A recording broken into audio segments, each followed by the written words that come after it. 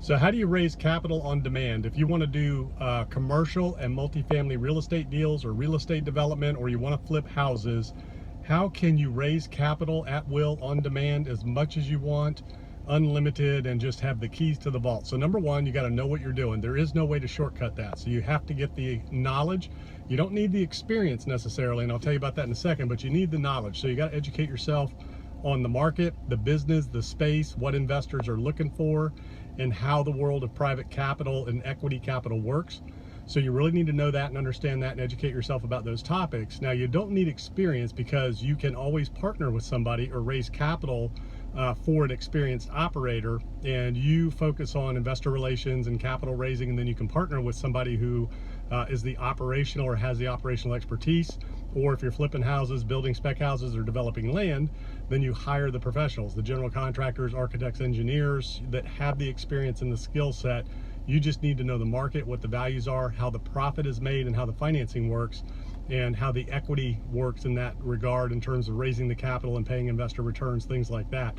So it's a system, it's a business. You need to have systems in place. You need to have a good website, a good professional appearance. All of your social media needs to be consistent across all the platforms, so that when people look you up, when you approach them about your business model, that you look professional and consistent across all your platforms when they start looking you up. And you want to have a website where they can sign up and get information and get into your database, so that you can keep track of that and know who they are, what they're looking to invest in, and how much capital they have that they're looking to place. There's a lot of capital out there. There is no shortage of money. There are investors looking for yield, and yield means return on their investment. They don't necessarily need margin, but there's a lot of capital looking for yield, and they're looking for good, honest, qualified operators. So if you educate yourself, get the experience, and or partner with somebody that has experience, then you can get out there and you can raise unlimited capital for your real estate deals, for your development deals, for your businesses, if you want to raise capital to buy a business.